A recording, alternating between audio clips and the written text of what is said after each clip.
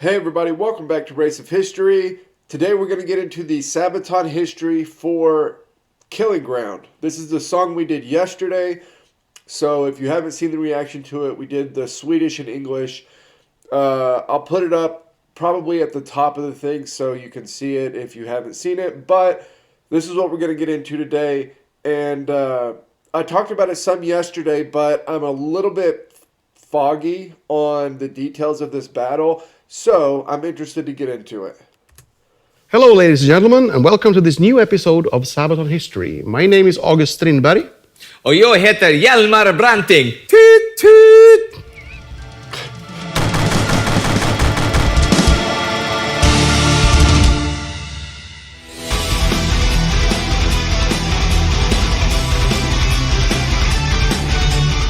Around the beginning of the 18th century, the Swedish Empire, under its king Karl XII, Charles XII, found itself at the height of its power. Swedish influence spread far beyond its own realm, and it began drawing most of Northern Europe into its political sphere. And as always, with great power came great responsibility. To the empire's south, the Polish-Lithuanian Commonwealth was increasingly succumbing to internal strife and destructive foreign influence. Without effective leadership, Poland was pretty much in constant political flux. The squabble of different aristocratic camps destabilized the kingdom ever closer to the point of anarchy. Swedish King Karl sought to put an end to this. He ousted the former regent, August II, and instead put his own candidate, Stanislav I, on the Polish throne. Karl hoped that with his backing, Stanislav would be able to not only stabilize the country, but also act as a useful political puppet to the Swedish kingdom. This was easier said than done. August, who not only wanted the Polish throne back, but was also the Elector of Saxony, did not take the ousting lightly. He got in contact with Tsar Peter I of Russia, who was busy challenging Swedish power in the Baltics. United by their animosity for Karl, they formed an anti-Swedish alliance. Then, at the head of a Russo-Saxon army, August occupied Warsaw in 1704, bringing Stanislav's usurpation to a halt. The agitated Polish people actually refused to fight for Stanislav, who had to flee the city and take refuge with the Swedes.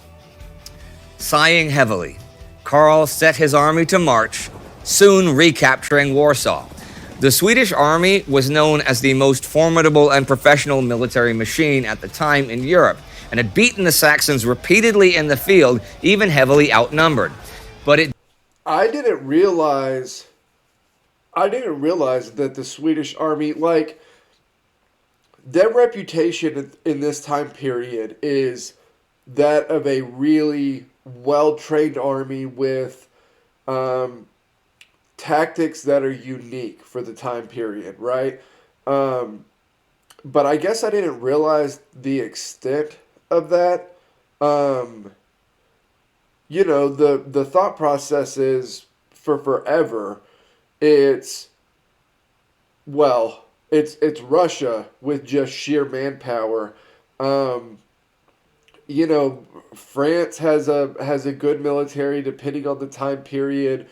Britain has they always have the Navy, but depending on the time period, they have a decent army, although it's small also. So I didn't realize that Sweden's military was as well trained, as highly thought of as they obviously are. It's kind of crazy, really, because they don't really have any of the advantages of the other bigger powers, right? Like, the ascension of Germany in World War I makes perfect sense, because you're like, yeah, as soon as all those different groups get their stuff together, they're going to be a force.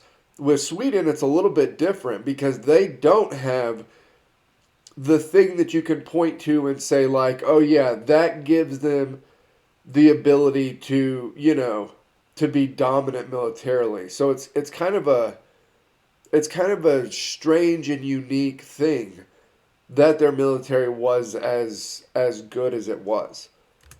did take months to secure the Polish throne. And all the while, Peter's Russians were raiding Karl's possessions in the Baltics. It was not until the late autumn of 1705 when Karl finally found himself freed of Polish politics. With Stanislav's crown secured, he could now gather the bulk of the Swedish army and march against those pesky Russians. Although his advisors did point out that winter was not a good time for campaigning for obvious reasons, Karl just laughed in their faces. His soldiers had rested all summer long, so they might as well take to the field now. True to their king, the Swedish army set off. And for a while, the Swedish army disappeared from sight into the rough Lithuanian countryside.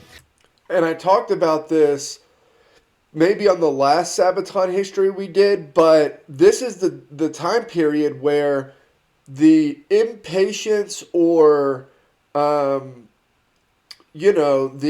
lack of worry from the king is actually going in the Swedes' favor.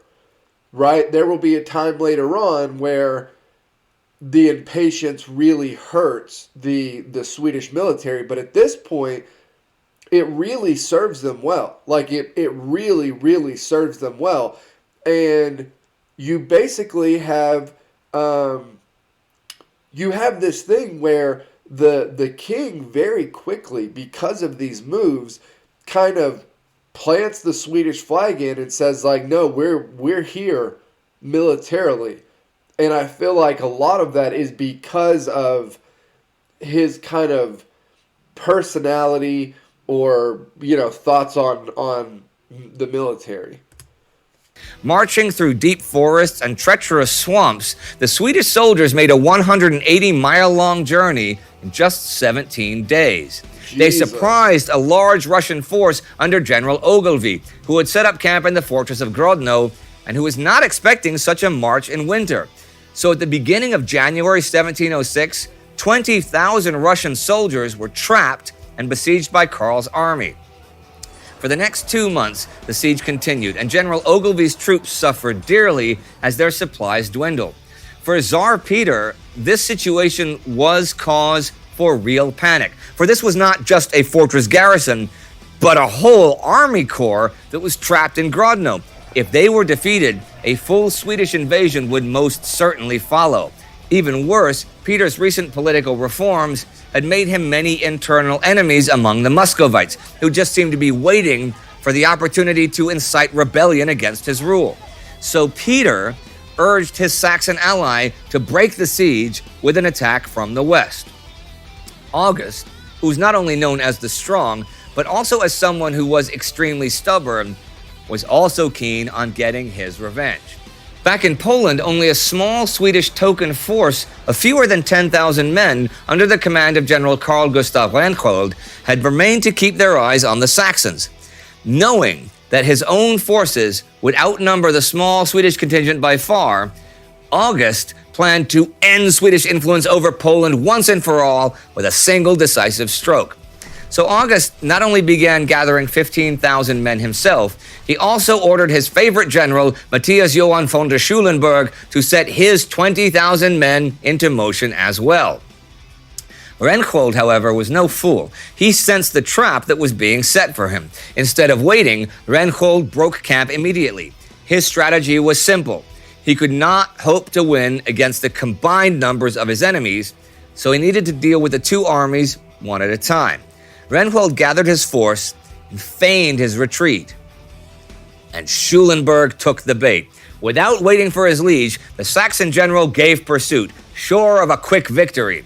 Near the town of Fraustadt, today's Wschowa in western Poland, he caught up with the Swedes. In the early morning hours of February 3rd, by the Swedish calendar, the two generals prepared for battle.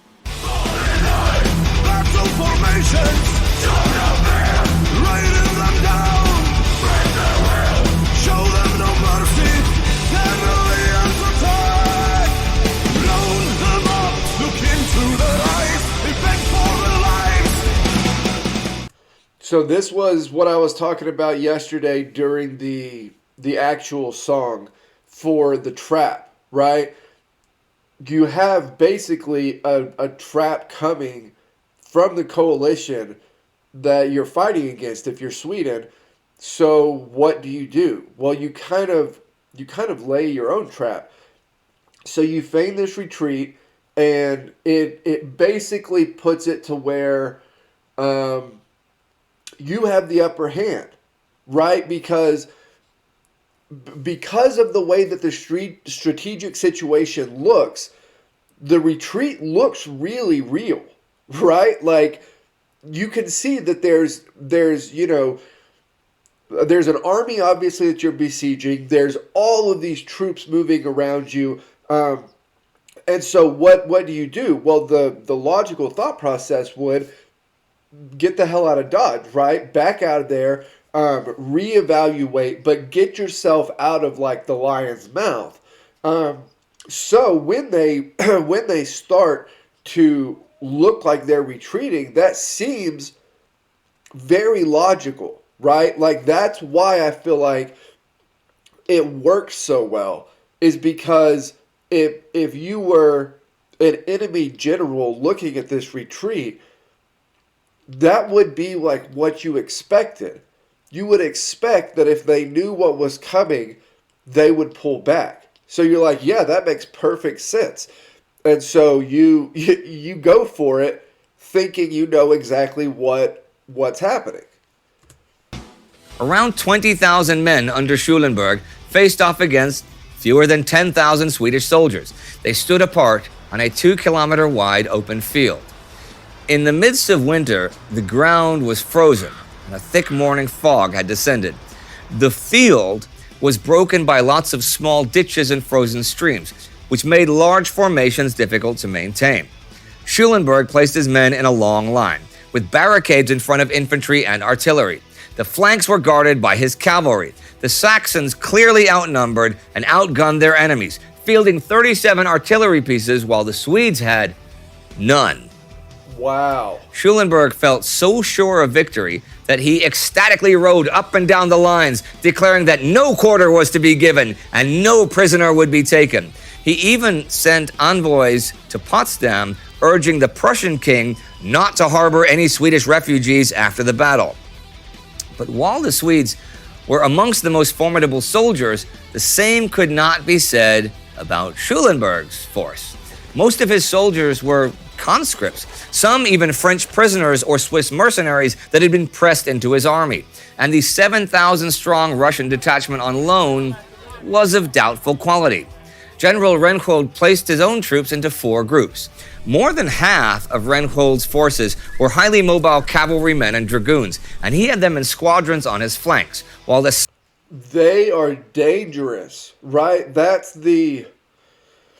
I feel like I watched this over and over and over through all of these history videos, but if you have a massive cavalry contingent in your army, they on their own are extremely, extremely dangerous because they have so much maneuverability.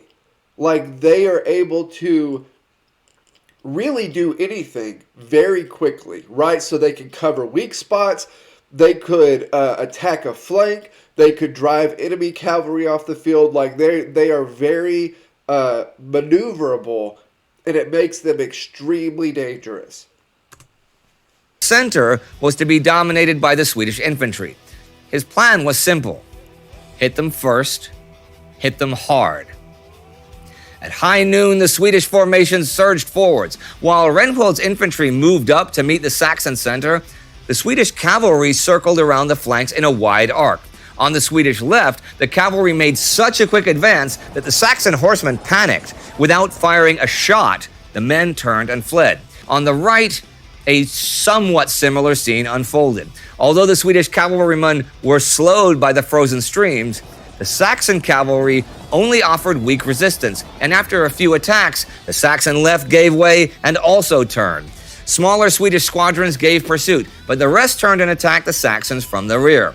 In the meantime, the Swedish foot soldiers had closed in on the center and were taking the brunt of Saxon artillery and musket fire. Still, in typical Swedish fashion, the men marched onwards, seemingly unfazed by fire and death. At the range of only 10 meters, the Swedish infantry unleashed a devastating volley this is super interesting to me because this is like the end of an era historically, right? And I'm not talking specifically about Sweden, but obviously in modern warfare, you can't do this, right? Like the second that the rifles become better, certainly once machine guns enter the fray. But even just once the rifles are, don't take a while to reload and aren't nearly as inaccurate, these sort of tactics have to go, right? Because all of your men will die if they just keep walking forward into that hail of gunfire. But at this point, although it's still extremely dangerous, it can still be effective, and that's super interesting to me. Kind of how tactics morphed in the era of guns and gunpowder weapons, but when they were still kind of developing into what they would eventually become, you see the tactics kind of morph through this time period. Into the enemy ranks. Then they drew their swords and crashed into the confused Saxon and Russian lines with steel. In furious close combat and threatened from all sides, the Saxon lines quickly collapsed. The French and Swiss auxiliaries had already thrown down their arms and defected to the enemy. The Swedes had also captured and turned the enemy's own cannons against him. Faced with the choice of being cut down by cannonballs or cavalry sabers, the Saxons either surrendered or died where they stood. Only the Saxon Guard defended itself until the afternoon. The main battle had lasted maybe half an hour and was a resounding victory for the outnumbered Swedes. They had captured large stores of guns and ammunition and destroyed Schulenburg's army nearly entirely. Contemporary sources claim that a lot of Russian prisoners were shot after the battle, but historians are still divided about the scale of the massacres. Tsar Peter, however, was quick to exploit the allegations for his own propaganda means to save his throne.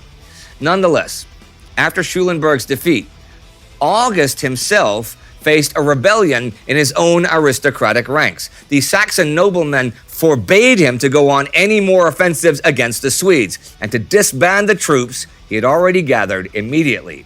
Karl, of course, was delighted to hear of Reinhold's victory and promptly awarded him the marshal's baton. And although General Ogilvy had escaped the siege of Grodno, Karl knew that his troubles in Poland were a thing of the past. Now it was time to deal with Peter and his ambitions before the Russian Empire had a chance to rise.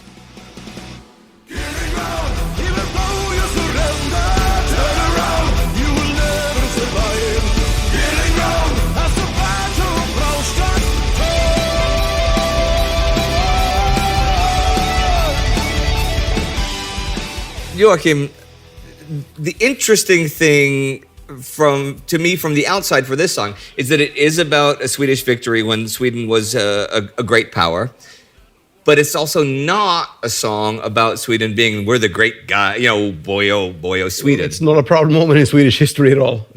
How do people perceive that centuries later? Like the murders, I guess, is the only way to describe it. It is, absolutely. Every country has, moments to be proud of and to be ashamed of in the past. Sure. And this is one of the moments we should be ashamed of. When we did the Carolus Rex album, being a political minefield as it is, even talking about the Swedish Empire in those days, Yeah. For it was important for us to not only show, the good side of it. And it's funny because there is a danger of that. Yep. Romanticizing. But you guys have been pretty good, like, especially with the stories, even with Gottmetons and stuff. You have to talk about the dark sides of that. And just after this is Poltava, which we already covered. Yep.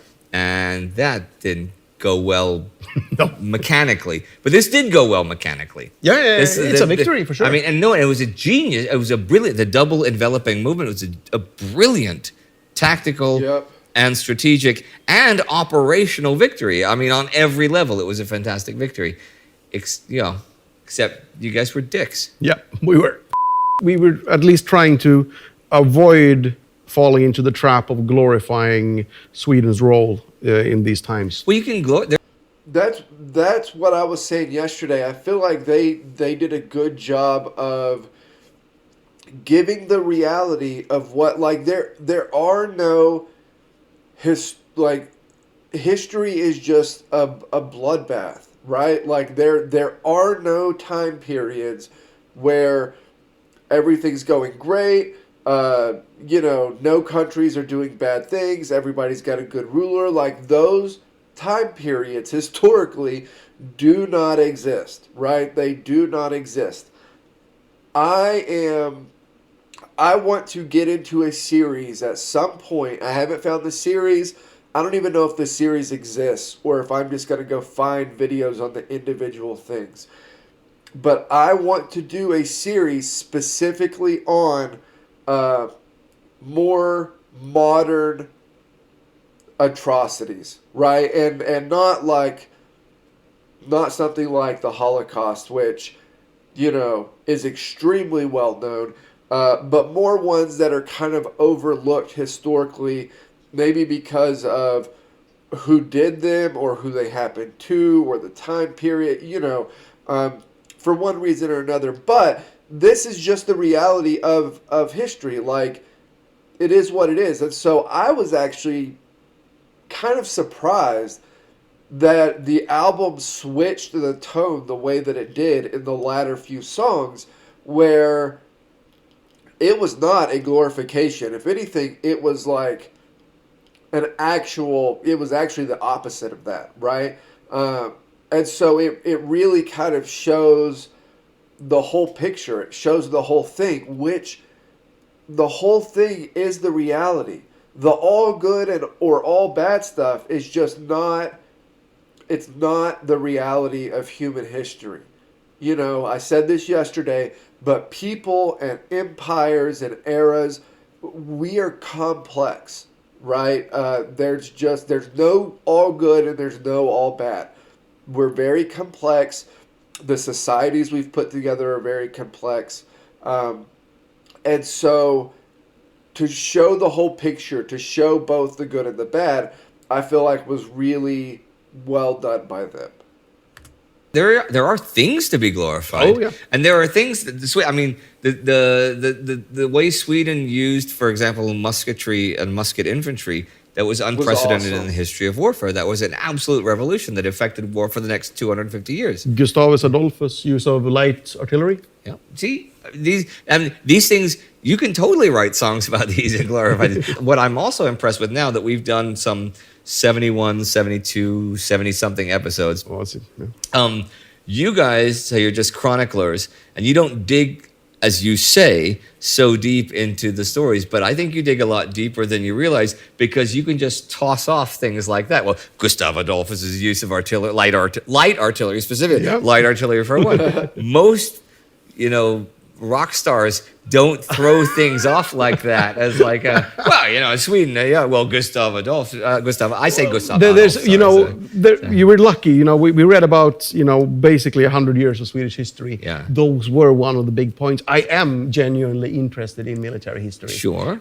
So a few things are bound to stick with me. Yeah. But to be honest, though, it's scary. We're looking now. So when we were recording this is June 2020. Yeah. And it's not even a year ago since we released the Great War album, right? That's true. And I've already forgotten so much of the research we've done. Yeah, but you could probably dig up.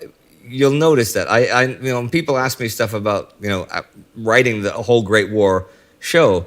Can you do a talk about this? I'm like, I'm not gonna. And then you start talking, and then it just comes. It comes back. Yeah, you'd be surprised. Because for me, it's I feel like I've forgotten about as much as I learned. Like the hard drive. Well, you probably do, right? I feel like you probably do. I'm at least I feel like that's the case with me. But I feel like Indy's also right here, where once you start talking about something, there's things that you couldn't like just reach back and pull from memory that will start to come as you're kind of going down that lane in the conversation. So it's not completely gone. You just can't reach back and pull it out at will a lot of times. It's full of something. But that's important.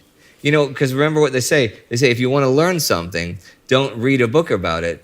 Write a concept album about it. Oh, yeah. That's what they say. But you know what they did not say? They did not say why we have a Polish thing behind us. Why is that Polish there? Well, Killing Ground is about the Battle of in Fraustadt, which is modern day Wyszów, I think it's pronounced. Sorry if I mispronounced that, but it is in modern day Poland. So, because I never think of Saxony as being Upper Saxony as being Poland, but I was mistaken. It is actually in Poland. Yeah. It was Joachim that said we need this and we need the Swedish flag in as well to actually show both of this. Yeah, I mean, obviously, this battle, Fraustadt, has nothing to do with the Warsaw Uprising, but it does have something to do with Poland, so I thought we'd leave it in. Once again, I'm Cornelis Vriesvik. And I am Astrid Lindgren. And really? Wow, I love what you've done with your hair. Oh, thanks. And we're, I'm dead and all. But this was Sabaton History. See you next week.